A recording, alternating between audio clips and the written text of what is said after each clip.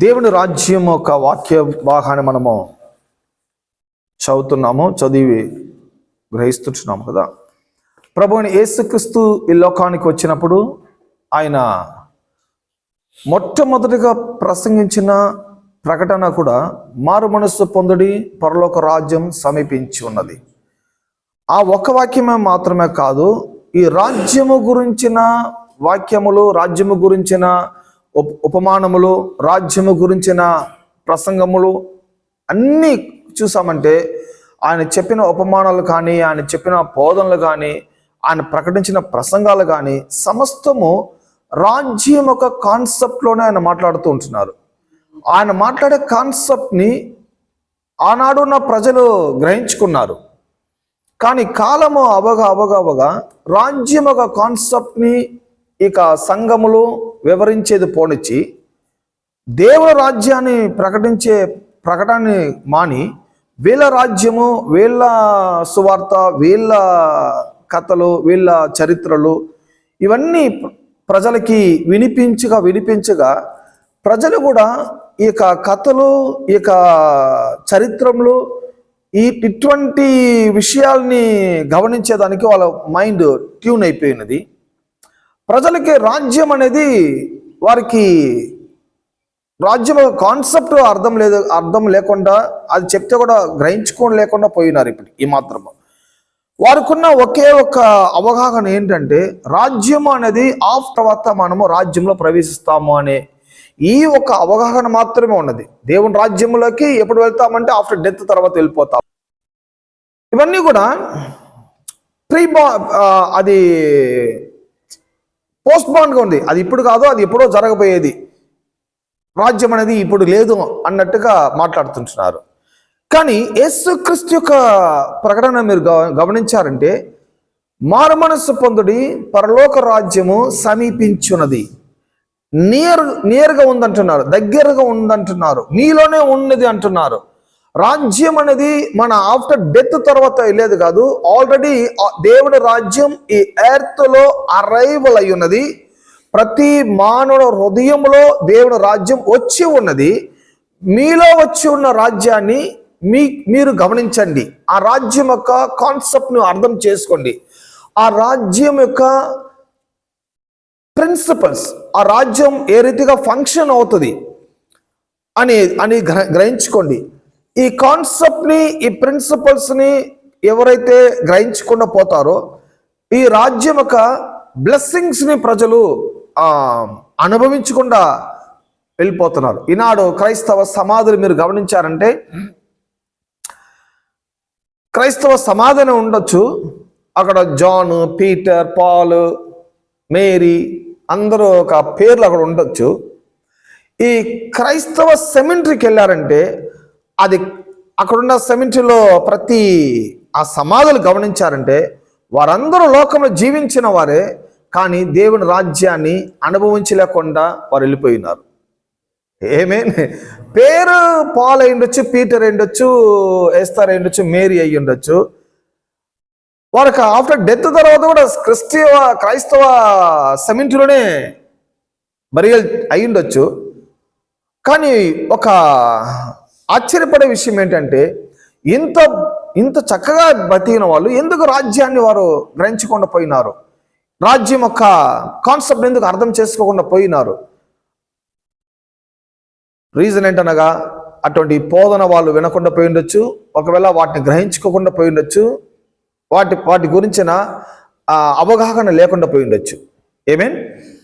కాబట్టి ఈనాడు మనము ఇటువంటి టీచింగ్స్ మనం వినేదాని వలన దేవుడు మనకు కలుగచేస్తున్న గొప్ప వరమైనది, గొప్ప కృప అయినది. ఆఫ్టర్ డెత్ తర్వాత మనమేమి వినలేము. ఎంతో క్రైస్తవులు అలాగ వినకుండా వెళ్ళిపోయినారు. ఇక దేవుని రాజ్యం యొక్క సువార్త వినకుండా, దేవుని రాజ్యం యొక్క కాన్సెప్ట్ తెలియకుండా, దేవుని రాజ్యం యొక్క బ్లెస్సింగ్స్ ఏమని తెలియకుండా, ఈ రాజ్యం యొక్క పవర్ ఎటువంటి తెలియకుండా ఈ లోకంలో వారు క్రైస్తవ జీవితాన్ని చేస్తున్నారు. కానీ రాజ్యం యొక్క బ్లెస్సింగ్స్ని, రాజ్యం యొక్క పవర్ని వారు అనుభవించుకుని పోయినారు. కానీ ఈ రాజ్యం యొక్క బ్లెస్సింగ్స్ని, రాజ్యం యొక్క పవర్ని అవగాహన మనం ఎరిగామంటే ఈ ప్రపంచంలో దేవుడు ఏ పర్పస్ కొరకైతే మిమ్మల్ని ఈ లోకానికి పంపించినారో, ఏ పర్పస్ కొరకైతే మీరు పుట్టి ఉన్నారో, మీ పర్పస్ని మీరు అర్థం చేసుకుంటారు. మీ పర్పస్ ప్రకారంగా మీరు బ్రతికేదానికి ప్రభు మీకు సహాయం చేస్తారు. ఆమేన్. సో అన్నీ కూడా దేవుడు రాజ్యంలో ఉన్నది. రాజ్యం తెలియకపోతే మన పర్పస్ మనం తెలుసుకోలేము. రాజ్యాన్ని మనం తెలుసుకున్నామంటే మన పర్పస్ని మనం తెలుసుకుంటాము. ఆమేన్. గుడ్. ఇప్పుడు లాస్ట్ వీక్ మనం చదువుతున్నది ఏంటనగా కింగ్డమ్ కాన్సెప్ట్ ఆఫ్ లార్డ్. ఈ లార్డ్ అనే పదాన్ని మనం గమనిస్తూ ఉంటున్నాము. ప్రభు యొక్క రాజ్యం ఒక కాన్సెప్ట్. ప్రభుత్వం అనేది ప్రభు ఏలుబడి చేసేదాన్ని ప్రభుత్వం అంటారు కదా. లార్డ్, అందరు చెప్దాము లార్డ్. ఈ లార్డ్ అనేది ఇంగ్లీష్ గ్రంథంలో దేవునికి ఇంకొక పేరు పెడతారు, లార్డ్. లార్డ్ అనేది ఏంటంటే అన్ని ఆయన వశమై ఉన్నది, సమస్తము ఆయనది, అందువల్లనే ఆయన లార్డ్ అంటున్నాము. యాక్చువల్గా దీనికి యెహోవా అని పేరు పెడతారు, ఇంకా కొన్ని నామములు కూడా పెడతారు. కానీ లార్డ్ అంటే మీనింగ్ ఏంటనగా సమస్తము ఆయనది. చెప్దాము, సమస్తము ఆయనది. భూమి ఆకాశము ఆయన వశమై ఉన్నది, సమస్తము ఆయనదై ఉన్నది. కాబట్టి ఆయనని లార్డ్ అనే కాన్సెప్ట్ లో గ్రంథం మనకి వివరిస్తుంటున్నది. ఈ లార్డ్ అనేది ఇంగ్లీష్ గ్రంథం లార్డ్ అనుకుంటున్నాము, తెలుగులో చూస్తాం ప్రభు. చెప్దాం ప్రభు. ప్రభు అంటే వేరే ఏమే కాదు, సమస్తానికి ఆయనే ఓనర్, సమస్తానికి ఆయనే క్రియేటర్, సమస్తము ఆయనది. ఆయన ఓనర్, ఆయన క్రియేటర్, అందుకని ఆయన మనము ప్రభు అంటున్నాము. కొన్ని కొన్ని లేఖనంలో కొన్ని చోట్ల యెహోవా అంటున్నారు, కొన్ని చోట్ల యేసు ప్రభు అంటున్నారు, కొన్ని చోట్ల దేవుని ఒక నామాలు పెట్టి పిలిచి చూస్తున్నాము. కానీ ఇక ప్రభు అనే కాన్సెప్ట్ ని క్రైస్తవులు ప్రాపర్గా అర్థం చేసుకోకుండా పోయినారు. కాబట్టి ప్రభు అంటున్నారు, కానీ ప్రభు వలన వాళ్ళకి ఏ మేలు కలిగేది లేదు వాళ్ళకి. ఈ ప్రభు అనేది మనము చూస్తున్నాము, దానికి రైట్ మన వాడే పదం ఏంటి, లార్డ్ అనేది అందరూ జనరల్ గా వాడే పదం. ల్యాండ్ లార్డ్ అంటున్నాము. ల్యాండ్ లార్డ్ అనగా ఆయనకి కొంచెం ల్యాండ్ ఆయన ఓనర్షిప్ అయినాడు, ఓనర్గా ఉన్నాడు కాబట్టి ఆయన ల్యాండ్ లార్డ్ అంటున్నాము. ఆయన ల్యాండ్కి ఓనర్. అప్పుడు ఓనర్గా ఉన్నవారే లార్డ్గా ఉండొచ్చు కదా, ఓనర్గా లేని వారు లార్డ్గా ఉండలేరు. అప్పుడు దేవుడు సమస్తము ఆయన క్రియేట్ చేస్తారు కాబట్టి సమస్తానికి ఆయన ప్రభుగా ఉన్నారు కాబట్టి ఆయన్ని ప్రభు అంటున్నాము. ఈ ప్రభు గురించిన కాన్సెప్ట్ మనము చదివేటప్పుడు ఒక వాక్యాన్ని మనము చదువుదాము, రెగ్యులర్గా చదివే వాక్యం అది. ద్వితీయోపదేశ కాండము 6వ అధ్యాయము 4వ వచనము 5వ వచనము.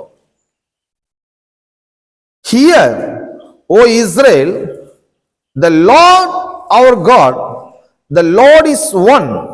Love the Lord your God with all your heart and with all your soul and with all your strength. ఇక్కడ ఈ ద్వితీయోపదేశ కాండం చెప్పబడుతున్న వాక్యాన్ని తెలుగులో కూడా ఒకసారి చదవండి. 6వ అధ్యాయము 4, 5. ఇశ్రాయేలు వినుము, మన దేవుడైన యెహోవా అద్వితీయుడగు యెహోవా, నీ పూర్ణ హృదయముతోను, నీ పూర్ణ ఆత్మతోను, నీ పూర్ణ శక్తితోను నీ దేవుడైన యెహోవాను ప్రేమింపవలెను. ఇక్కడ నీ దేవుడైన యెహోవాను ప్రేమింపవలను. మరలా కూడా ఒకసారి చదవండి సార్ తెలుగులో. ఇశ్రాయేలు వినుము, మన దేవుడైన యెహోవా అద్వితీయుడగు యెహోవా, నీ పూర్ణ హృదయముతోను, నీ పూర్ణ ఆత్మతోను, నీ పూర్ణ శక్తితోను నీ దేవుడైన యెహోవాను ప్రేమింపవలెను. ఇక్కడ దేవుడు అంటున్నాం కదా, ఈ దేవుడు అనేది లార్డ్ అని ఇంగ్లీష్ చెప్పబడుతున్నది. ఇది ఇజ్రాయెల్ ప్రజలకి బైబిల్ చెప్తున్నది, ఇది ఒక లా. ఇది వచ్చి మీరు ప్రభుని మీరు ప్రేమిస్తే ప్రేమించండి, మీరు ఆరాధిస్తే ఆరాధించండి అది మీ విషయాన్ని చెప్పబడలేదు. ఇది ఒక లా. ఈ లా అనేది ఆ ఇజ్రాయెల్ ప్రజలకి వివరించేది మాత్రమే కాదు, ప్రపంచానికి చెప్పబడుతున్న వాక్యమై ఉన్నది. అది మాత్రమే కాదు, ఇది ఒక కాన్స్టిట్యూషన్ బుక్ అని కూడా చెప్పాను లాస్ట్ టైం మీకు. మన చేతిలో ఉన్న ఇక బైబిల్ అనేది ఇదొక కింగ్డమ్ ఆఫ్ హెవెన్ యొక్క కాన్స్టిట్యూషనల్ బుక్. ఈ ఎర్త్లో జీవిస్తుంటున్న ఈ ప్రజలకి ఆ కాన్స్టిట్యూషన్ బుక్ చెప్పబడుతుంది. నీ దేవుడైన యెహోవాని, అంటే మీ లోడ్ని, మీ కింగ్ని, మీ రాజుని, మీ ప్రభుని మీ పూర్ణ మనసుతో, మీ పూర్ణ శక్తితో, మీ పూర్ణ ఆత్మతో ప్రేమింపవలను. ఏలనగా ఆయన మీ ప్రభు, ఆయన మీ రాజు, ఆయన మీ దేవుడు, ఆయన మీ రక్షకుడు. ఆయనని మీరు ఇలా ప్రేమించాలి, పూర్ణ శక్తితో, పూర్ణ ఆత్మతో, పూర్ణ హృదయముతో. ఇది ఒక లా. ఈ కాన్స్టిట్యూషన్ బుక్ అంటుంది మీ దేవుడైన యెహోవాని ప్రేమించండి. ప్రేమించి ఎందుకు ప్రేమించలేకుండా పోతున్నారంటే ఆ దేవుడిని యెహోవా గురించిన అవగాహన లేకుండా పోతున్నది కాబట్టి, దేవుడి గురించిన నాలెడ్జ్, దేవుని గురించిన ప్రీచింగ్ ప్రజలకి క్లియర్ కట్ గా లేకుండా పోతుంది కాబట్టి ఆ దేవుని ప్రజల వలన ప్రేమించలేకుండా పోతున్నారు. కానీ పీపుల్ ఎప్పుడు కూడా దేవుడా దేవుడా అంటున్నారు. దేవుడా దేవుడా అన్న వల్ల దేవుని ప్రేమిస్తున్నామనే మీనింగ్ కాదు.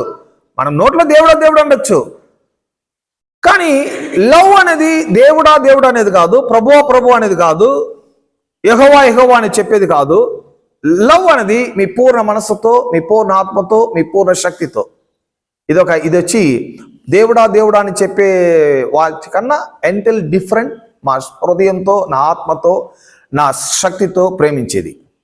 ఆమేన్. సో దేవుడు ఎక్స్పెక్ట్ చేసేది, ప్రభు రాజు ప్రజల దగ్గర ఎక్స్పెక్ట్ చేసేది లవ్, ప్రేమ. ఆమేన్. ఈ ప్రేమ అనేది ఎలా వస్తుంది? దేవుని యొక్క వాక్యాన్ని వినగా, దేవుని గురించిన అవగాహన తెలుసుకోగా ప్రేమ కలుగును. ఆమేన్. దెన్ నెక్స్ట్ ఇక దేవుడైన యెహోవా చెప్దామా. దేవుడైన యెహోవా, ఈ దేవుడు అనేవాడు ఎవరనగా అన్నిటికీ ఆయన ఓనర్ అయినాడు కాబట్టి, ఆయన దేవుడై ఉన్నాడు కాబట్టి, ఆయన ప్రభుగా ఉన్నాడు కాబట్టి సమస్తానికి ఆయన ఓనర్.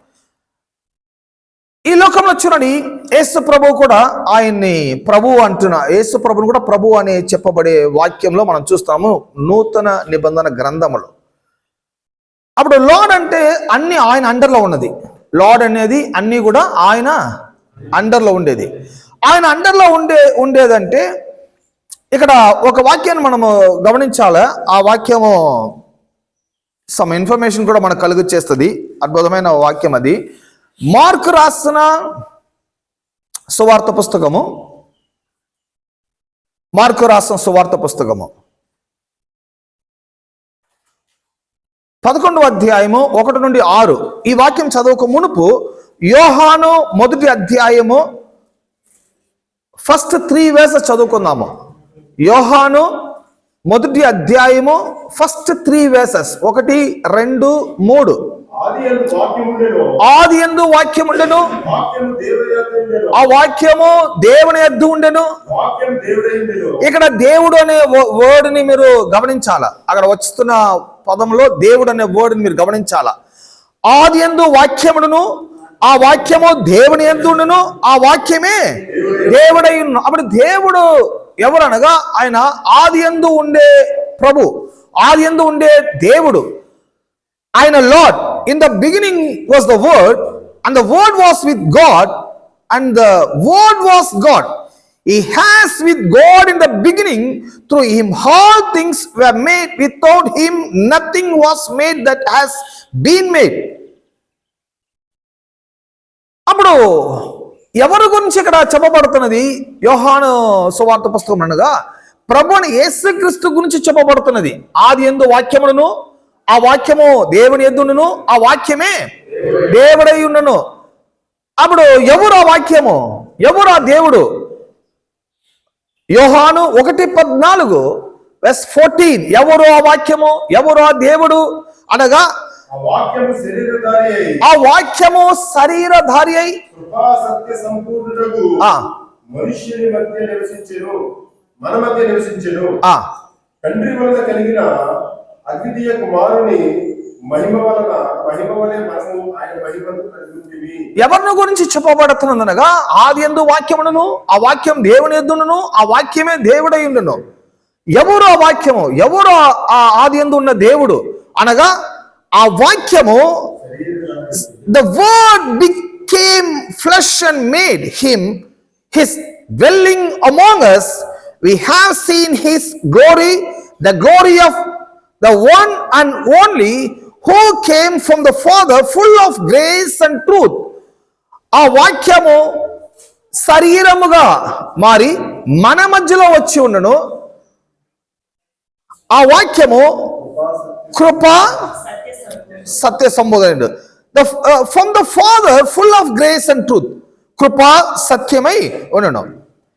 అప్పుడు ఎవరు గురించి చెప్పబడుతుండగా ప్రభు అని యేసుక్రీస్తు ఆది యందు ఉన్న వాక్యము, దేవునితో ఉన్న ఆ వాక్యము శరీరముగా, అది ఫ్లెష్ గా ఈ లోకానికి దిగి వచ్చి ఉన్నారు.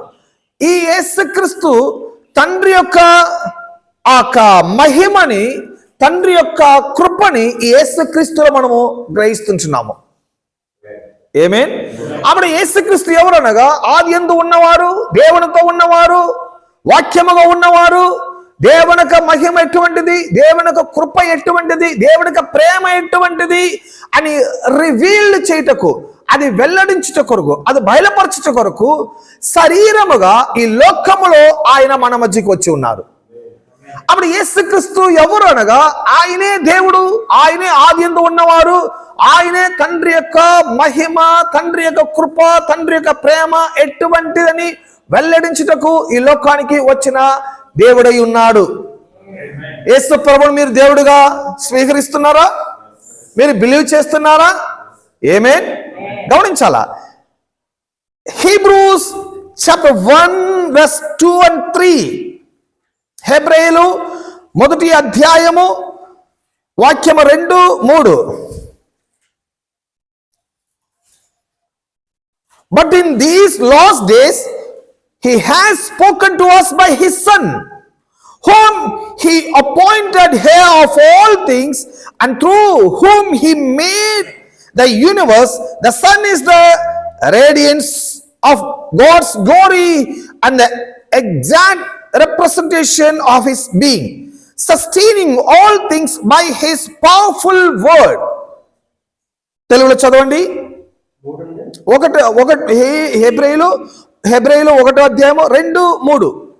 ఈ దినమున అంతమంది కుమారుని ద్వారా మనతో మాట్లాడెను.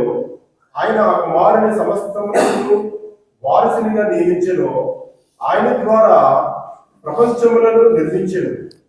ఆయన దేవుని మహిమ యొక్క తేజస్సును, ఆయన తత్వము యొక్క మూర్తి మత్వమునై ఉండి, తన మహత్తు గల మాట చేత సమస్తములు నిర్వసించుచు, పాపముల విషయములో శుద్ధీకరణము తానే చేసి, దేవదూతల కంటే ఎంతో శ్రేష్టమైన నామం పొందినో వారి కంటే అంత శ్రేష్ఠుడై ఉన్నత లోకమందు మహామహుడకు దేవుని కుడి పార్శ్వమున కూర్చుండెను. చాలు సార్.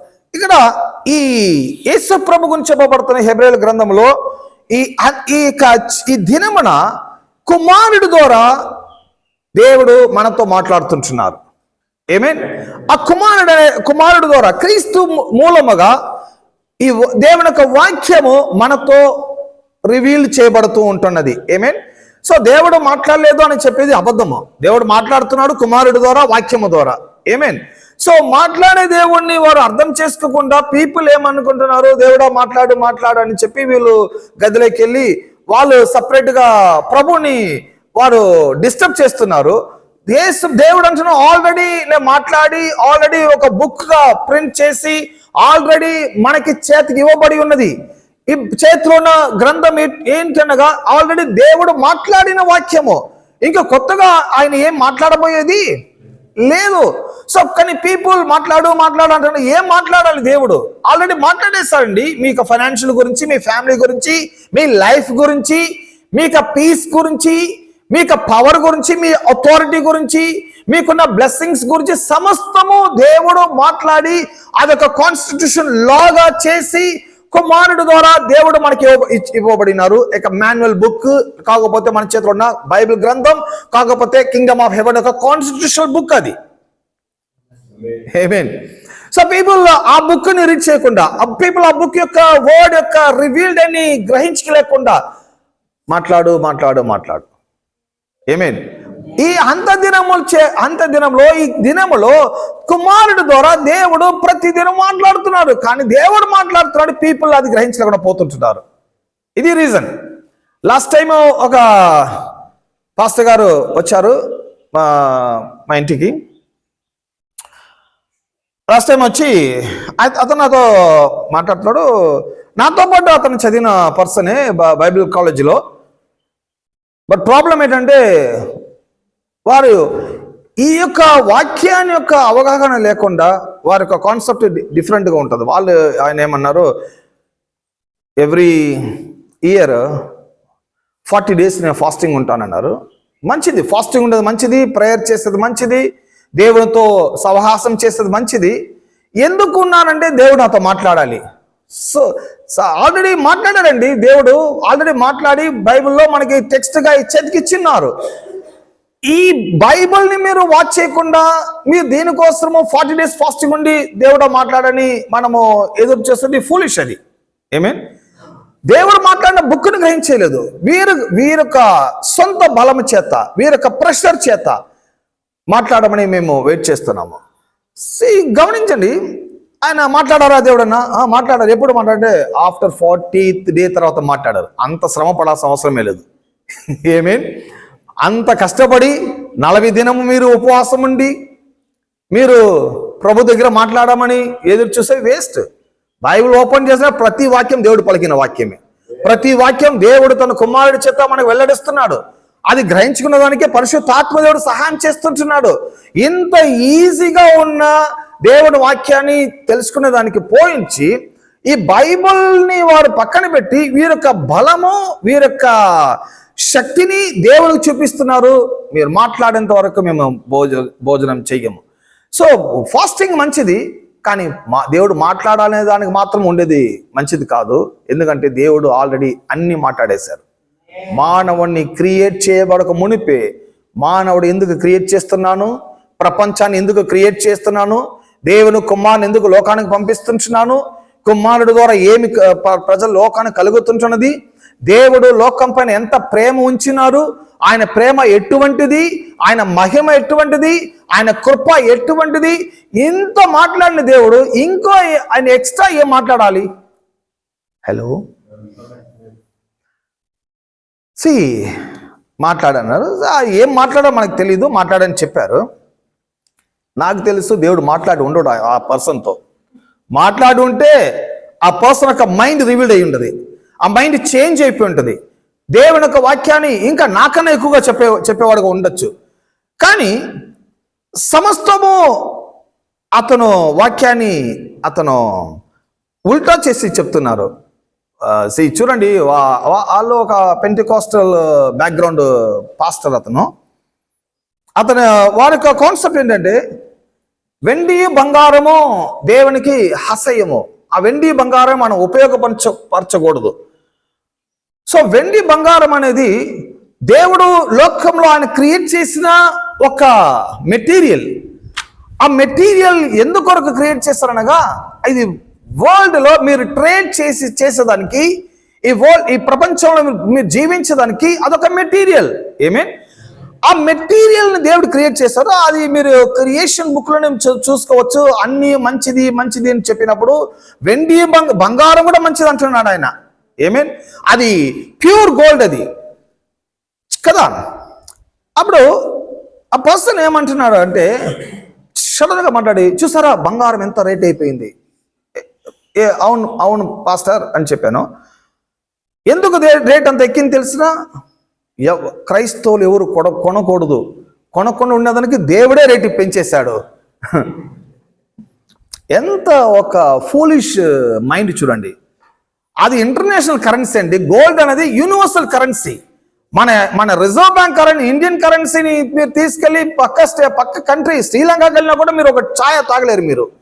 కానీ సమ్ మిల్లీగ్రామ్ గోల్డ్ వెళ్ళాలంటే ఒక ఛాయ చక్కగా మీకు ఇస్తారు అతను. సో గోల్డ్ అనేది ఇంటర్నేషనల్ కరెన్సీ. గోల్డ్ అనేది అదొక ట్రేడింగ్ మెటీరియల్. అది గోల్డ్ వాడకూడదు అని బైబిల్ ఎక్కడ చెప్పలేదు. అది మంచిది అంటున్నారు. అతను నాకు ఏమి వాక్యం చెప్తున్నాడంటే అది చెడ్డదని లేఖనం చెప్తున్నది. ఎక్కడ చెప్తుంది అనగా, ఇజ్రాయెల్ ప్రజలు అరణ్యంలో ఉండేటప్పుడు వారు ఒక బంగారాన్ని వేసి వారు ఒక విగ్రహాన్ని తయారు చేసి ఆ విగ్రహాన్ని వారు పూజించారు. దేవుడు వారిని కొట్టారు. అది మాత్రమే కాకుండా అప్పుడు అది ఒక విగ్రహం అని చెప్పి వారందరూ అన్ని పడవేశారు. అలాగా చాలా చోట్ల చూపించాడు అతను. నేను చెప్పాను అక్కడ పడవేసింది గోల్డ్ అక్కడ కాదు, అక్కడ విగ్రహం. అది విగ్రహాన్ని పడేస్తారు కానీ ఆ విగ్రహాన్ని గోల్డ్ రూపంలో ఉంది, అందువల్ల అది పడేస్తారు. కానీ గోల్డ్ చెడ్డదని చెప్పలేదు. గోల్డ్ లేకపోతే వరల్డ్ ఈనాడు ట్రేడింగ్ చేయలేదు. గోల్డ్ లేకపోతే ఈనాడు వరల్డ్ చాలా పోరుగా ఉంటుంది. గోల్డ్ అనేది అదొక యూనివర్సల్ కరెన్సీ అది. సో క్రైస్తవులకి ఈ పాస్టర్స్ ఈ గోల్డ్ గురించిన తప్పైన అభిప్రాయాన్ని బోధించి వాక్యంలో నుంచి చెప్తున్నారు. వాళ్ళు ఒక ఓన్గా కూడా కాదు, వాక్యాన్ని ఉల్టా చేసి ప్రజలకి రాంగ్ గా టీచ్ చేసేదాని వలన పీపుల్, మేజర్గా క్రిస్టియానిటీ పీపుల్ ఫైనాన్షియల్ గా సఫర్ అవుతుంటున్నారు, ఫైనాన్షియల్ గా గ్రో అవ్వలేకుండా పోతున్నారు. వాళ్ళకి ఎకనామిక్స్ గురించి ఒక రాంగ్ మెంటాలిటీని వారు సంఘంలో నేర్చుకుంటున్నారు. వేరే అపవాద దగ్గర కూడా కాదు, చర్చికి వెళ్ళి రాంగ్ మెంటాలిటీకి అయిపోతున్నారు. సో గోల్డ్ అనేది మంచిది కాదు అని చెప్పి. సో ఇక్కడ దేవుడు ఇవన్నీ కూడా మనకి ఆయన క్రియేట్ చేస్తున్నారు. ఇవన్నీ కూడా దేవుని యొక్క మహిమ అయి ఉన్నది. ఆమేన్. ఇది ఆయన మహిమ, ఇది ఆయన గ్లోరీ. దేవుడు ఈ దినములో ఆ కుమారుడి చేత మనతో మాట్లాడుతుంటున్నాడు. చూడండి, దేవుని యొక్క వాక్యము మంచిది. ఆయన వాక్యం ద్వారా మనతో మాట్లాడుతున్నారు. కుమారుడు దేవుడై ఉన్నాడు. ఆమేన్. కుమారుడు ద్వారా దేవుని యొక్క మహిమను మనం చూడొచ్చు. కుమారుడు ద్వారా దేవుని యొక్క ప్రేమను కూడా మనము చూడొచ్చు. ఆమేన్. గుడ్. అప్పుడు ఈయన ఈ మళ్ళా చదవండి సార్. హెబ్రీయులు 1:2-3. ఈ దినమున అంతమంది కుమారుడి ద్వారా మనతో మాట్లాడాడు.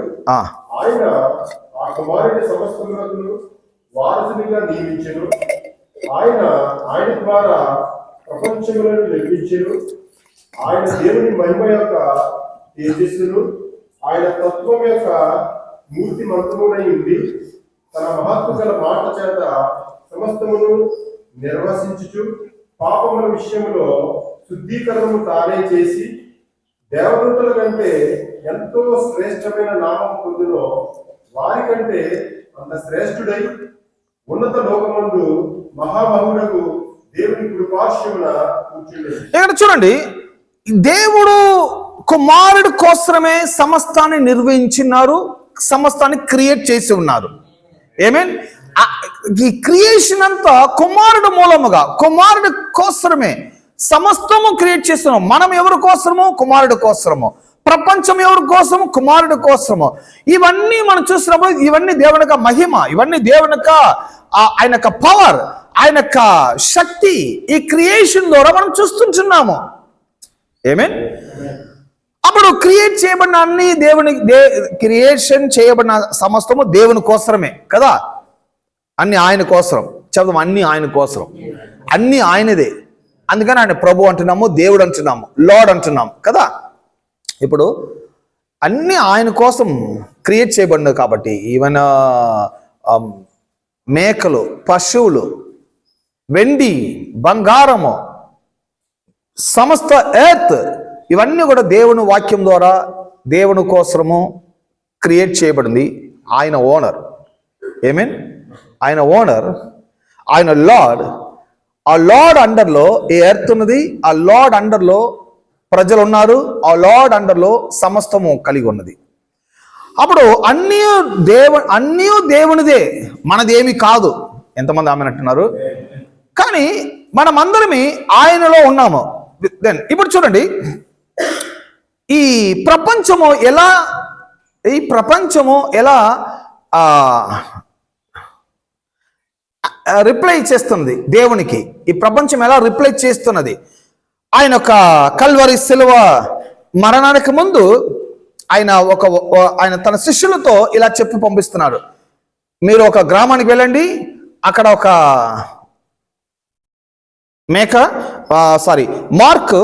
మార్క్ రాసిన సువార్త పుస్తకము 11వ అధ్యాయము 6వ వచనము, 11వ అధ్యాయము 1 నుండి 6వ వాక్యం వరకు. ఈ స్టోరీ చాలా ఇంట్రెస్టింగ్ ఉంటుంది, చదువుకుందాము. వారు యెరూషలేమునకు సమీపించి ఒలీవ కొండ దగ్గర ఉన్న బెతనియా అను గ్రామంలోకి వచ్చినప్పుడు ఆయన తన శిష్యులలో ఇద్దరిని చూచి, మీ ఎదురున్న గ్రామంలోకి వెళ్ళుడి, అందులో మీరు ప్రవేశింపగానే కట్టబడి ఉన్న ఒక గాడిద పిల్ల కనబడును, దాని మీద ఏ మనుషులను ఎప్పుడు కూర్చుండలేదు, దానిని విప్పి తోలుకుని రండి, ఎవడైనా మీరెందుకు ఇలాగ చేయించున్నారని మిమ్మల్ని అడిగిన యెడల అది ప్రభువులకు కావలసి ఉన్నదని చెప్పుడి. తక్షణమే అతడు దానిని ఇక్కడికి తోలి పంపినని చెప్పి వారిని పంపాను. వారు వెళ్ళగా వీధిలో ఇంటి బయట తలవాకుడు కట్టబడి ఉన్న గాడిద పిల్ల ఒకటి వారికి కనబడను. దానిని విప్పుచుండగా అక్కడ నిలుచున్న వారిలో కొందరు, మీరేం చేయించు ఉన్నారు, గాడిద పిల్లని ఎందుకు విప్పుచు ఉన్నారని వారిని అడిగిరి. అందుకు శిష్యులు యేసు ఆజ్ఞాపించినట్లు వారితో చెప్పగా వారు పోనిచ్చిరి. గమనించారా? ఇప్పుడు యేసు ప్రభు ఆయన లార్డ్, ఆయన ప్రభు అనేది మాత్రమే కాదు, ఇవన్నీ కూడా ఆయన కోసం క్రియేట్ చేయబడి ఉన్నది. ఈ ప్రపంచంలో ఎలా రెస్పాన్స్ అవుతున్నది అనే దానికి ఇక్కడ చూసినప్పుడైతే, అక్కడ యేసు ప్రభు అంటున్నారు శిష్యులతో, ఆ గ్రామానికి వెళ్ళండి, అక్కడ ఒక గాడిద పిల్ల ఉంటుంది, మీరు విప్పండి.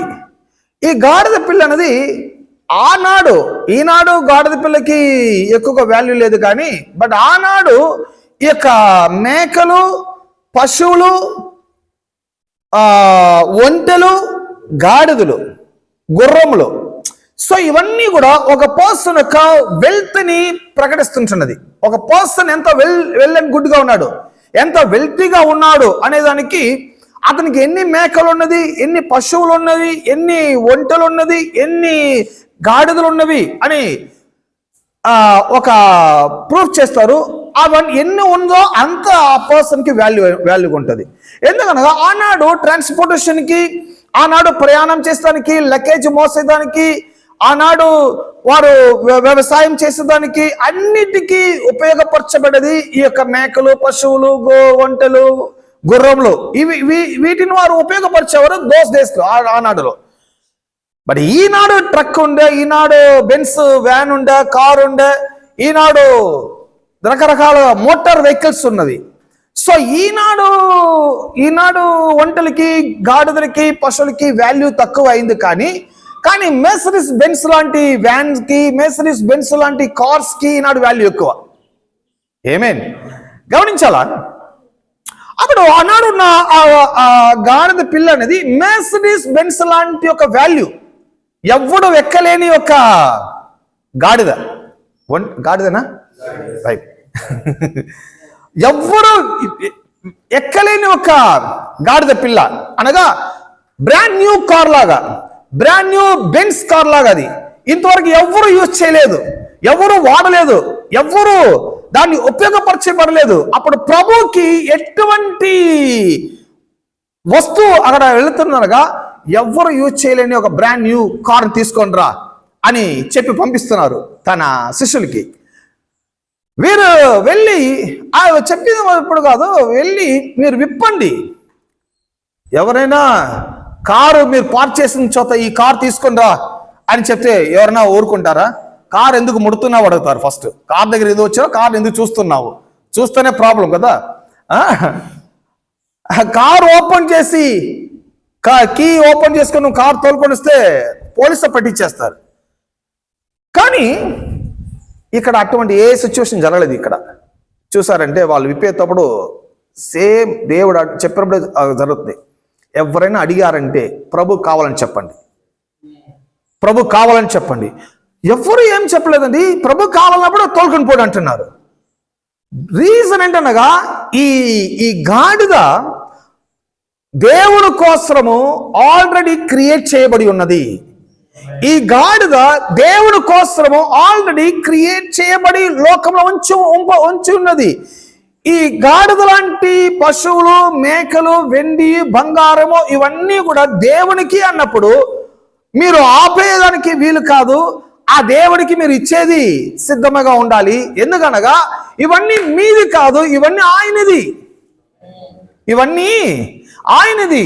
మీ చేతిలో ఉన్న వెండి ఆయనది, మీ చేతిలో బంగారం ఆయనది, మీకున్న ప్రాపర్టీ ఆయనది, మీకున్న ధనము ఆయనది, మీకున్న సమస్తము ఎవ్రీథింగ్ ఆయనది. ఇన్ కేస్ ఆయనకి కావాలి అన్నప్పుడు మీరు ఇవ్వాలి. ఎందువనగా అది ఆయనదై ఉన్నది. ఆయన ఓనర్, మీరు స్టీవార్డ్షిప్ అయినారు. స్టీవార్డ్షిప్ అనగా దానికి దానికి ఇన్ఛార్జ్గా మీరున్నారు. దానికి ఇన్ఛార్జ్గా, మేనేజర్గా ఉన్నారు, కానీ మీరు ఓనర్గా లేరు కదా. సో ఇదొక లాయల్టీ, దేవునికి ఇచ్చేది ఇదొక లాయల్టీ. ఇప్పుడు చూడండి, ఇప్పుడు ఫ్రాంచైజ్ అనే ఒక కాన్సెప్ట్లో ఇక్కడ బిజినెస్ చేస్తున్నారు. యూనివర్సల్ ఫుల్గానే ఫ్రాంచైజ్ అనే కాన్సెప్ట్లో బిజినెస్ చేస్తున్నారు. అదే మీరు చాయ్ కింగ్ అనే ఒక టీ షాపు, కాకపోతే ఇంకా various private corporate companies some పీపుల్కి అది ఫ్రాంచైజ్కి ఇచ్చేస్తారు. మీరు ఇప్పుడు చూసారంటే ఇక్కడ మెక్డొనాల్డ్ ఇక్కడ ఉండే, ఇక్కడ మన ఇండియాలో ఉండే, డొమినోస్ ఉండే, కేఎఫ్సి ఉండే, ఇవన్నీ అమెరికన్ కంపెనీస్. ఇవన్నీ ఇండియాలో ఫ్రాంచైజ్ ఇచ్చినారు. ఇండియాలో ఫ్రాంచైజ్ ఇచ్చిన వారు ఇండియాలో వాళ్ళు కార్పొరేట్ బిజినెస్ చేస్తున్నారు. బట్ ఈ కంపెనీస్ జరిపించే ఈ private owners some loyalty pay చేయాలి. హలో, సమ్ లాయల్టీ ఆ కంపెనీకి, ఓనర్కి, కేఎఫ్సి ఓనర్కి, డొమినోస్ ఓనర్కి, మెక్డొనాల్డ్ ఓనర్కి, సమ్ ఓనర్స్కి వీళ్ళు లాయల్టీ పే చేయాలి. ఎందుకనగా ఈ కంపెనీస్ ఆయనది, ఆయన కోసం క్రియేట్ చేయబడి ఉన్నది, కానీ మీకు అది ఇన్ఛార్జ్గా ఇవ్వబడి ఉన్నది. మీ ఇన్ఛార్జ్ ఉంచుకున్నారు. ఈ బ్రాండ్ నేమ్ యూజ్ చేసుకుంటున్నారు. ఈ బ్రాండ్ నేమ్ ద్వారా మీకు వస్తున్న ప్రాఫిట్ ని మీరు ఉపయోగించుకుంటున్నారు, కానీ సమ్ లాయల్టీ పే చేయాలి. హలో, ఇది లార్డ్షిప్, ఇది ఓనర్షిప్, ఇది లార్డ్షిప్ అంటారు దీన్ని. అప్పుడు ఆ గాడిద పిల్లని విప్పినప్పుడు వాళ్ళు అడుగుతున్నారు, ప్రభుకి కావాలి, తీసుకెళ్ళండి. వెళ్ళేటప్పుడు ఇంకో ఇద్దరు అడుగుతున్నారు, ఏం చేస్తున్నారు? ప్రభు అడిగారు, తీసుకెళ్ళిపోండి. అప్పుడు ఇక ఆ లార్డ్షిప్ కింద ఉన్నవారు ఆ అవగాహన చేత వారు ఏది ఆపలేదు. ఏమేం కానీ ఈనాడు సమ్ టైమ్ ప్రభుకు మనము ఇవ్వాలి అనుకున్నా కూడా ఇవ్వలేకుండా పోతున్నాము. సమస్తాన్ని మనము బంద్ చేసుకుంటున్నాము, సమస్తాన్ని లాక్ చేస్తున్నాము. కానీ ఆ దేవుడిచ్చిన సమస్తాన్ని మనం అనుభవిస్తున్నాము, కానీ ఆ దేవుడికి మనం లాయల్టీ పే చేసేది లేదు. హలో, ఆ దేవుడికి లాయల్టీ మీరు ఎప్పుడైతే పే చేయలేదో, మీరు ఆ దేవుడిని మీరు ప్రభుగా స్వీకరించలేదు, ఆయన్ని లోడ్గా మీరు యాక్సెప్ట్ చేయలేదు. కానీ జస్ట్ మీరు పాటల చేత, ప్రార్థనలో ఆయన ప్రభు అంటున్నాం, కానీ ప్రభు అంటే ఏంటి? మీ లార్డ్ అంటే ఏంటి? ఆయన కింద మీరు ఉన్నారు. ఆయన కింద మీరు ఉన్నప్పుడు ఆయన మీకు ఇచ్చిన సమస్తము ఆయనదైనది. ఆయనకి మీరు లాయల్టీ పే చేయాలి. ఏమేం సమ్ టైం కానికి ఇవ్వాలంటే అదేదో మనము చూసి ఇచ్చేది కాదండి, ఇది లాయల్టీ. దేవుడు నాకు ఇచ్చిన సమస్తము ఆయన కృప, ఆయన ప్రేమ, ఆయన బ్లెస్సింగ్స్ లేకుండా నాకు ఏది సొంతం అవ్వదు. నాకున్న ప్రాపర్టీ, నాకున్న వెండి, బంగారము, ధనము, ఆశీర్వాదం అన్ని దేవుడిచ్చింది.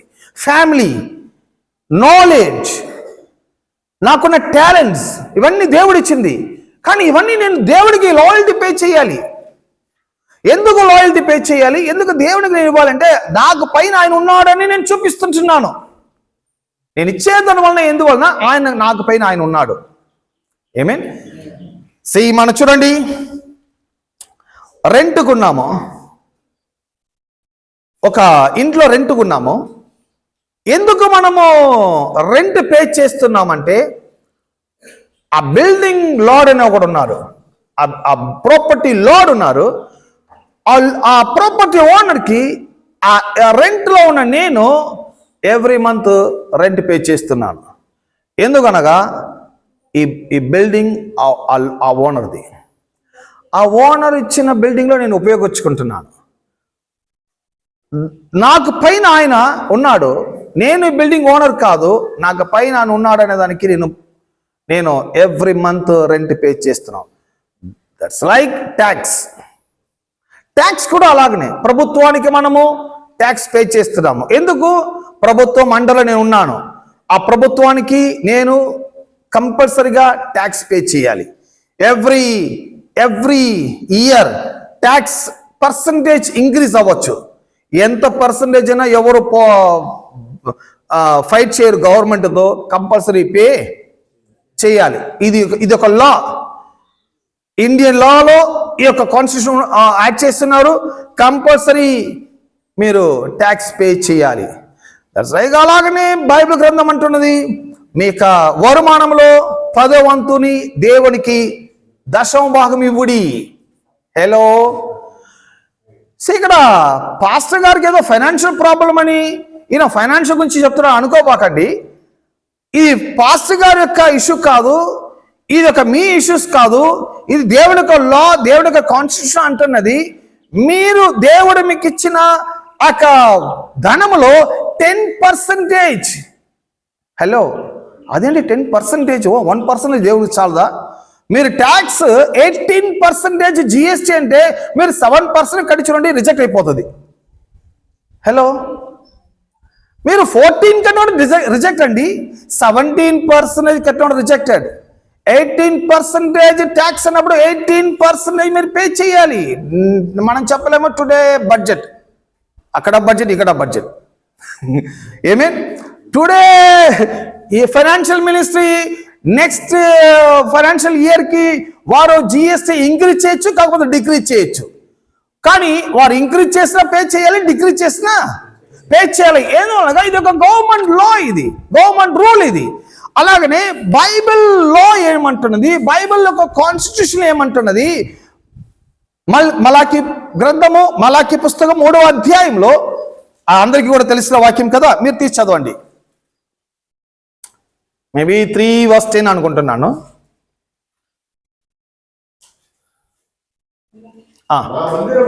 నా మందిరంలో 10వ భాగమంతయు మీరు నా మందిరపు విధిలోకి తీసుకుని రండి. దీన్ని చేసి మీరు నన్ను శోధించిన యెడల నేను ఆకాశపు వాకిళ్లను విప్పి పట్టజాలనంత విస్తారముగా దీవెనలు కుమ్మరించెదనని సైన్యములకు అధిపతి యెహోవా సెలవిస్తున్నాడు. ఇక్కడ ఈ ఫైనాన్షియల్ మ్యాటర్ మాట్లాడేటప్పుడు దేవుడే ఇన్వాల్వ్ అవుతున్నాడు. ఈ ప్రవచన చేతో, సువార్తికుడి చేతనో ఆయన ఫైనాన్షియల్ గురించి మాట్లాడకుండా ఫైనాన్షియల్ మ్యాటర్ కి నేను ఇన్ఛార్జ్ అంటున్నారు ఆయన. ఏమేన్ ఈ మందిరంలో ఆహారం ఉండుటకు చదవండి సార్.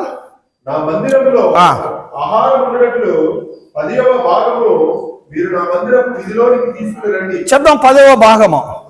10వ భాగము అంటే దేవుని లా ఎన్నడూ చేంజ్ అవ్వలేదు ఆయన. యాక్చువల్ గా ఇది 10వ భాగం అనేది 10%. ఈ 10% సమ్ 1000 years గానే 10% అని తీసుకుంటున్నాడు ఆయన. సమ్ 1000 years గా ఈ 10% పైన 1 మిల్లీగ్రామ్ పర్సంటేజ్ కూడా ఆయన ఇంక్రీజ్ చేయలేదు. హలో, కానీ పీపుల్కి 10% చాలా టఫ్గా ఉంటుంది వాళ్ళకి. ఇది దేవుడు అంటున్నారు తీసుకొని రండి. ఎందుకు తీసుకొని రండి అంటున్నారైనా? నేను నీ దేవుడని యెహోవాని నువ్వు బిలీవ్ చేయండి, మీరు తీసుకొని రండి, మీకు కొన్ని ఆకాశ వాక్యల్ని నేను మీకు తెరుస్తాను. అంటే మీరు లాయల్టీ పే చేయండి, మీకు కొన్ని మార్గములు ఫైనాన్షియల్ గా మీరు గ్రో అయ్యేదానికి, ఫైనాన్షియల్ గా వెల్ అండ్ గుడ్ గా ఉండేదానికి మీకు కొన్ని మార్గములు దేవుడు తెరిసదని సిద్ధముగా ఉన్నాడు. కానీ మనము ఈ యొక్క గవర్నమెంట్ అండర్లో ఉన్న మనము ఈ గవర్నమెంట్ లాని ఫాలో అవుతున్నాము. ఈ గవర్నమెంట్ లాను ఫాలో అయ్యేది మంచిది, కానీ ఈ గవర్నమెంట్ లాని మీరు ఎంత ఫాలో అయినా, ఎంత ట్యాక్స్ కట్టినా మీరు ఫైనాన్షియల్ గా ఏమాత్రం ఇంక్రీజ్ అవ్వలేరు. ఇట్లే ఉంటారు ఎంతవరకు? ఆఫ్టర్ మీరు రిటైర్డ్ అయ్యేంత వరకు. ఏమే కాకపోతే ఎక్స్ట్రా ఒక ప్లేస్ కొనొచ్చు అంతే.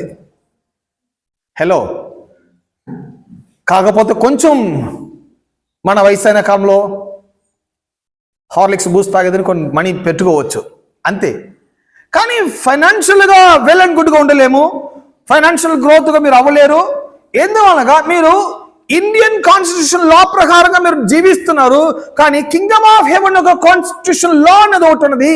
ఆ కింగ్డమ్ ఆఫ్ హెవెన్ ఒక కాన్స్టిట్యూషన్ లా అనేది మీ 10వ భాగాన్ని తీసుకొని రండి.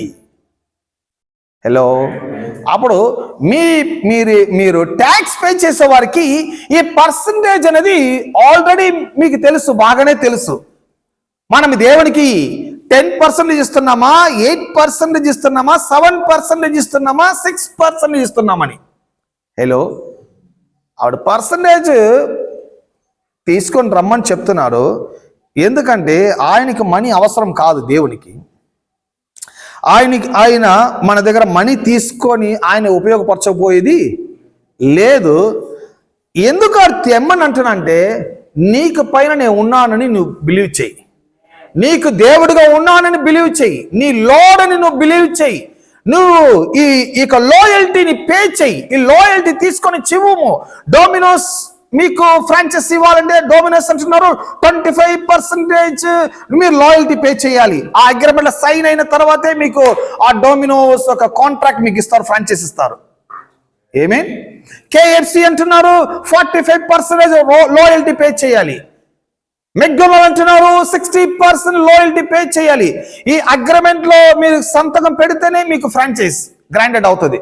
కానీ ఇక మెక్డొనాల్డ్, డొమినోస్, ఈ యొక్క KFC ఈ యొక్క బ్రాండ్కి ఒక మంచి వాల్యూ ఉన్నది. ఈ బ్రాండ్ని ఉపయోగపరిచి బిజినెస్ చేస్తే సమ్ క్రోస్ మనీ కూడా ఏం చేసుకోవచ్చు. ఇంత ఫెసిలిటీస్ ఆ కంపెనీ మనకి ఇచ్చినప్పుడు ఆ కంపెనీకి నేను లాయల్టీ పే చేసేది అదొక లాగా ఉన్నది. Hello, just Domino's, KFC, McDonald ఈ యొక్క ఫుడ్ అండ్ కంపెనీకి మనం లాయల్టీ పే చేస్తున్నాము, కానీ మనం బ్రతుకుతున్న కాలం అంతా ఫ్రీగా ఆక్సిజన్ బ్రీత్ చేస్తున్నాం. హలో, బ్రీత్ చేసుకోండి. బ్రతుకుతున్న కాలం అంతా పుట్టిన దినం నుండి మన లైఫ్ ఎండ్ వరకు ఫ్రీగానే ఆక్సిజన్ మనం తీసుకుంటున్నాము. ఏ రోజన్నా ఆక్సిజన్కి ఎంత పేమెంట్ చూసారు మీరు? 1 month మీరు కరెంట్ వాడారంటే ఫ్యాన్కి మీరు సమ్ యూనిట్ పే చేస్తున్నారు, కానీ లైఫ్ లాంగ్ మీరు బ్రీతింగ్ తీసుకుంటున్నారు. దేవునికి ఇచ్చే ఇక ఆక్సిజన్, దేవుడిచ్చే ఇక రిసోర్సెస్, దేవుడిచ్చే ఈ ప్రపంచాన్ని మనం అనుభవిస్తున్నాము. దేవుడిచ్చిన బ్లెస్సింగ్స్ మనం అనుభవిస్తున్నాము. దేవుడిచ్చిన జాబ్, దేవుడిచ్చిన మనీ, దేవుడిచ్చిన ఫ్యామిలీ, ఇవన్నీ కూడా మనము అనుభవిస్తున్నాము. కానీ ఇవన్నీ ఇచ్చిన దేవునికి మనము ఆఫ్టర్ ఆల్ 10% లాయల్టీ పే చేయమంటున్నారు. సెకండ్, పీపుల్ యొక్క మెంటాలిటీ ఏంటంటే 10% హెవీ అమౌంట్ సార్, మేము ఎంతో ఇస్తాము, మా శక్తిని పిడిచిస్తాము. నో, మీరు 18% GST 18% ఇవ్వాలి. మీరు మీ శక్తిని బట్టి అంతా మీరు GST పే చేయలేరు. మీరు ఎక్కువ చేయబాకండి, తక్కువ చేయమని 18 అంటే 18 చేయాలి. ఏమే కానీ దేవుడు అంటున్నారు, మందిరంలో ఆహారం ఉండటకు 10వ భాగం తీసుకుంటండి. అప్పుడు ఎవ్రీ బిలీవర్ మీరు దేవుని లార్డ్గా అంగీకరించున్నారంటే, నిజంగానే దేవుడు మీకు లార్డ్గా ఉన్నారంటే, ఆ లార్డ్ యొక్క లా చెప్పబడుతున్నది 10వ భాగం తీసుకుంటండి. ఆ దేవుని ప్రేమించండి, దేవుడి పైన ప్రేమ ఉందని వెల్లడించండి, మీకు పైన దేవుడు ఒకడు ఉన్నాడని చూపించండి. ఇది చెయ్యండి. తీసుకొని వచ్చేదాని వలన ఏం కలుగుతుంది? ఒక లా ఆఫ్ ఆపరేషన్. ఫైనాన్షియల్ని నేను ఆపరేట్ చేస్తున్నాను, ఫైనాన్షియల్గా నేను ఇంకా గ్రోత్ అవ్వబోతున్నాను. ఫైనాన్షియల్ గ్రోత్ అనేది మీ చెమట్ల చేత మీరు గ్రోత్ అవ్వలేరు. మీ యొక్క వర్క్ చేత మీరు గ్రో అవ్వలేరు. ఫైనాన్షియల్ గ్రోత్ అనేది సమ్ లాస్ ఉన్నది. ఆ సమ్ లాస్ని మీరు ఆపరేట్ చేసే దాని వలన మీరు అనుకున్న దానికంటే, ఊహించే దానికంటే, ప్రార్థించే దానికంటే ఎక్కువగా మీరు ఇంక్రీజ్ అవుతారు. ఎంతమంది ఇంక్రీజ్ అవ్వాలనుకుంటున్నారు? ఏమేన్ లేదా? మీరు ఒక గవర్నమెంట్ సెక్టార్లో ఉన్నారు కాబట్టి మీ మైండ్ ఇంక్రీజ్ అవ్వకూడదు, మనం ఇట్టే ఉంటే చాలు అనుకుంటున్నాం. నో, దేవుని యొక్క బిడ్డలైనారు, దేవుని యొక్క అండలో ఉన్నారు. మీ గవర్నమెంట్ హెవెన్ అయి ఉన్నది, మీ రాజు దేవుడై ఉన్నాడు. ఆ అండలో మీరున్నారు. ఆ దేవుడు ఈ ఇండియన్ గవర్నమెంట్ మిమ్మల్ని ఇంక్రీజ్ చేసే దానికన్నా ఎక్కువ ఆయన ఇంక్రీజ్ చేస్తారు. మిమ్మల్ని ఫైనాన్షియల్గా మీరు గ్రో అవుతారు కదా. ఇంకొక వాక్యాన్ని మనం చదువుకుందాము. పర్మిషన్లో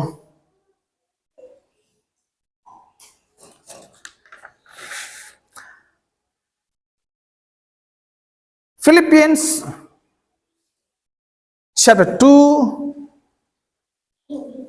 5-11. Philippians chapter 2 5-11. ఫిలిపిలకు రాసిన పత్రిక 2వ అధ్యాయము 5 నుండి. ఈ మనస్సు మీరు కలిగి ఆయన దేవుని స్వరూపమును కలిగిన వాడయుండి దేవునితో సమానముగా ఉండుట విడిచిపెట్టకూడని భాగ్యమని ఎంచుకోలేదు. కానీ మనుషులు పోలికగా పుట్టి దాసుని స్వరూపమును ధరించుకొని తను తానే రిక్తునిగా చేసుకొనెను. మరియు ఆయన ఆకాశమందు మనుష్యుడిగా కనబడి మరణము పొందినంతగా, అనగా శిలువ మరణము పొందినంతగా విధేయత చూపిన వాడే తను తాను తగ్గించుకునేవాడు. అందుచేతను పరలోకమున్న వారిలో గాని, భూమి మీద ఉన్న వారిలో గాని, భూమి కింద ఉన్న వారిలో గాని ప్రతి వారి మోకాలను యేసు నామమున పొందినట్లు, ప్రతి వారి నాలుగు తండ్రి అయిన దేవుని మహిమార్థమై యేసు క్రీస్తు ప్రభు అని ఒప్పుకున్నట్లు దేవుడు ఆయనకు అధికముగా హెచ్చించి ప్రతి నామములకు పరిణామమును ఆయన అనుగ్రహించెను. ఇక్కడ యేసు ప్రభు పైన ఆకాశము క్రింద భూమిని, under the earth and every tongue confess that Jesus Christ is lord. So పైన ఆకాశం కానీ కింద భూమి పైన కానీ అందరూ కూడా ఆయన ముందు వంగి మోకరించి మన నాలుక చేత జీసస్ క్రైస్ట్ ఇస్ లార్డ్, దేవుడే ఆ ప్రభు అయిన యేసు అని ఒప్పుకొనవలను. చదువు ఒప్పుకొనవలను. ఎంతమంది యేసు క్రీస్తు మీ ప్రభు అని ఒప్పుకుంటున్నారు? ఒకరిద్దరేనా? మిగిలిన వారు మీరు ఇంకా బిలీవ్ చేయలేదా? ఎంతమంది ప్రభు యేసు క్రీస్తుని మీ ప్రభువుగా ఒప్పుకుంటున్నారు? కన్ఫెస్ చేస్తున్నారా? ఆయనే నా ప్రభు, ఆయనే నా రక్షకుడు, ఆయనే నా దేవుడు, ఆయనే నా రాజు, ఆయనే నా విమోక్షకుడు అని మీరు బిలీవ్ చేస్తుంటున్నారా? ఆమేన్. ఒప్పుకునేడలా the glory of God and the father, Jesus Christ is king and lord of all. ఎప్పుడైతే మీరు ఒప్పుకుంటున్నారో మీకు పైన ఆయన ఉన్నాడు, ఆయన కింద మీరున్నారు, మిమ్మల్ని ప్రొటెక్ట్ చేసుకుంటారు, మిమ్మల్ని రక్షించుకుంటాడు, మిమ్మల్ని కాపాడుతాడు. ఎందుకంటే మీ నాలుక చేత ఆయనని మీరు ప్రభుగా కన్ఫెస్ చేశారు కాబట్టి, ఒప్పుకున్నారు కాబట్టి. ఎప్పుడైతే ఆయన్ని మీరు ప్రభుగా ఒప్పుకున్నారో మిమ్మల్ని కాపాడే బాధ్యత ఆయనదే ఉంది. మిమ్మల్ని ప్రొటెక్ట్ చేసుకుంటారు, మిమ్మల్ని రక్షించుకుంటాడు, కాపాడుతాడు. ఏమేం బిలీవ్ చేస్తున్నారా? రైట్. ఇప్పుడు మీరు ఆయన్ని ప్రభు అయిన యేసుక్రీస్తు అని మీరు కన్ఫెస్ చేస్తారు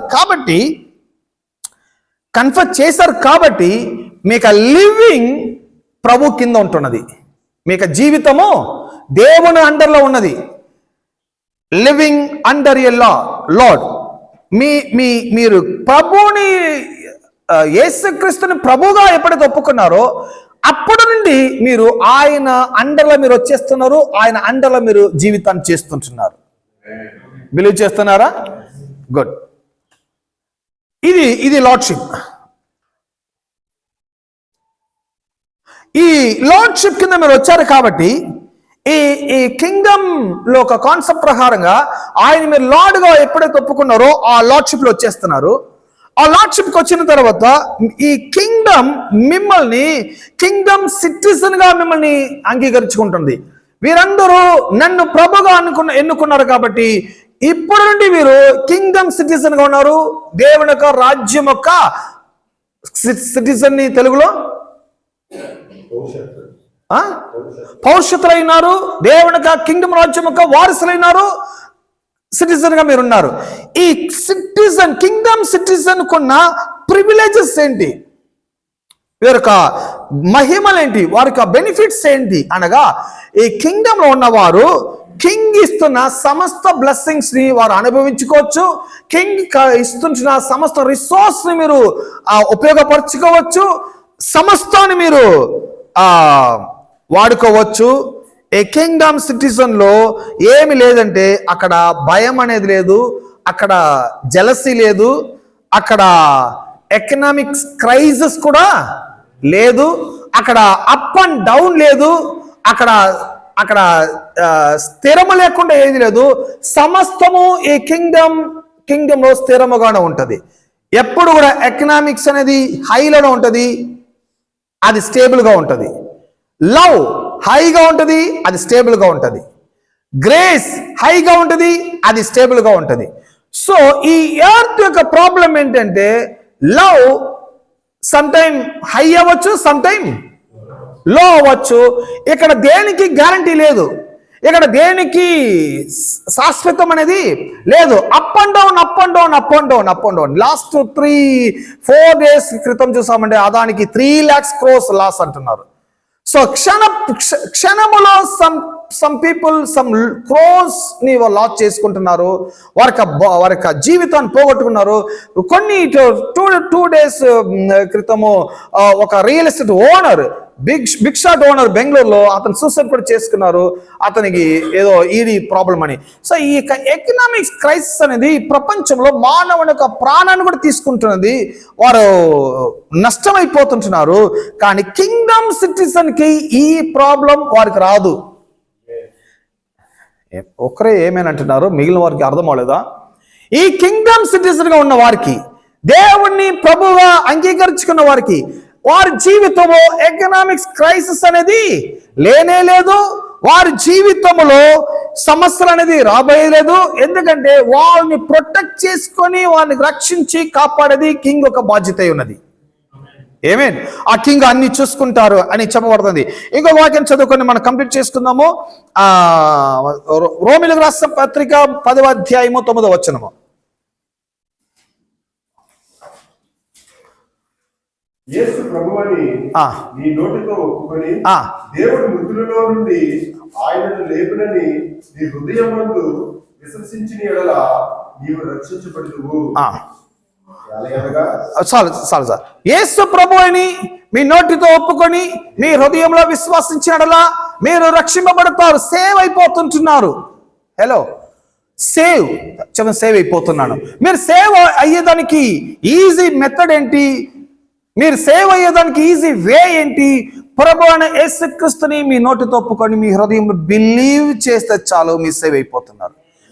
మీ ఫైనాన్షియల్ సేవ్ అయిపోతుంటుంది, మీ లైఫ్ సేవ్ అయిపోతుంది, మీ భవిష్యత్తు సేఫ్గా ఉంటుంది. మీకు సమస్తాన్ని సేవ్ చేసే బాధ్యత ప్రభు అయిన యేసుక్రీస్తుదై ఉంటున్నది. ఎందుకంటే మీ నోటితో ఒప్పుకుంటున్నారు కాబట్టి, ఎందుకంటే మీ హృదయంలో బిలీవ్ చేస్తుంటున్నారు కాబట్టి మీరు సేవ్ అవుతుంటున్నారు. ఎంతమంది ఈ సేవ వాళ్ళు బిలీవ్ చేస్తున్నారు? Amen fine. ఇంకొక వాక్యం చదువుకుందాము, ఎందుకంటే నెక్స్ట్ వేరే చాప్టర్కి వెళ్ళేదానికి.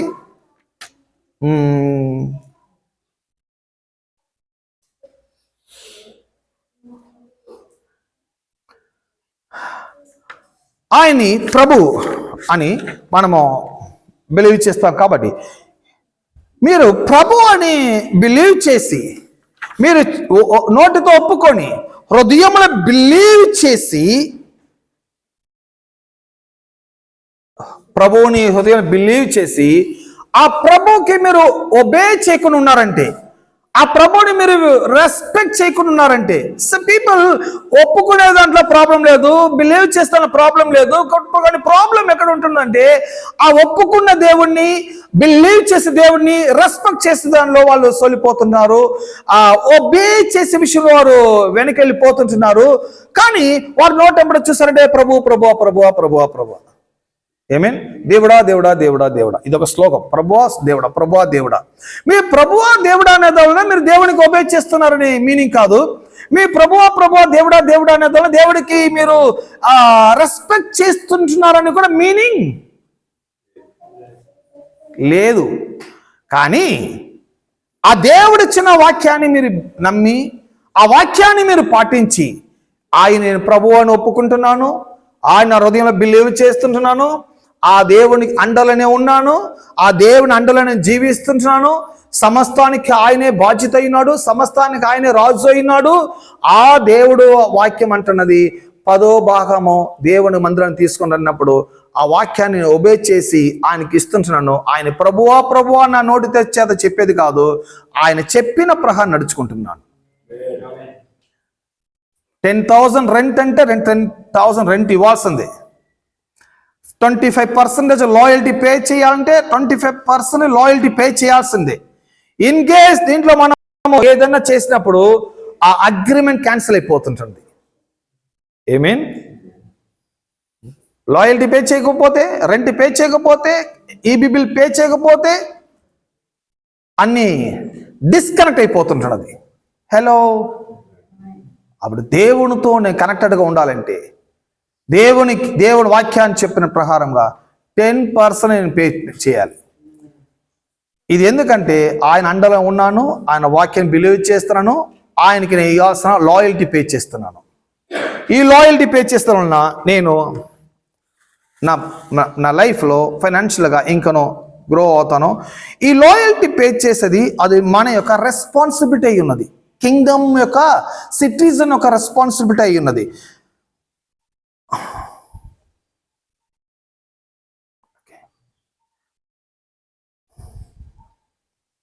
Luke chapter 6 verse 46.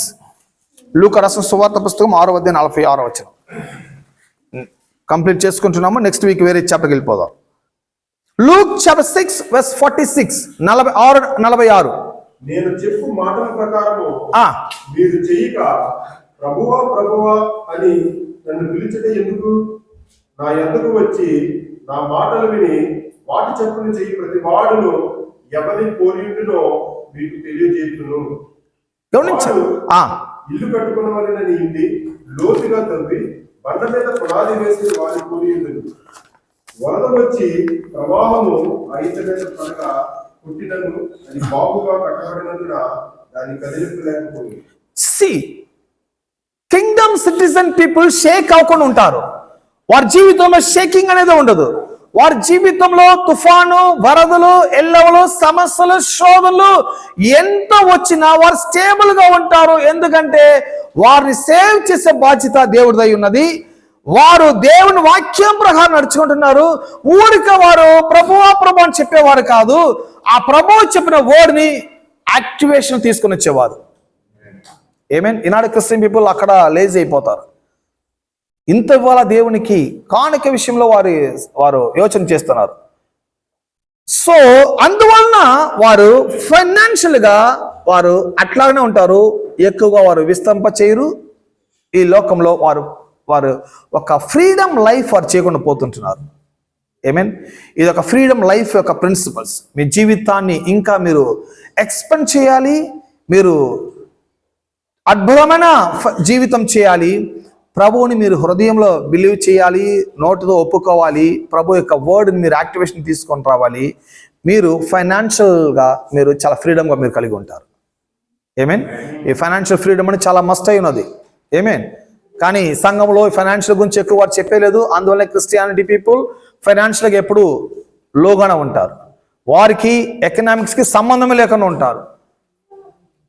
కానీ కింగ్డమ్ అనేది మీ జీవితంలో కింగ్డమ్ ప్రాస్పారిటీ కలుగ చేస్తానికి కింగ్డమ్ సిద్ధంగా ఉన్నది. లేచి నిలబడదాము.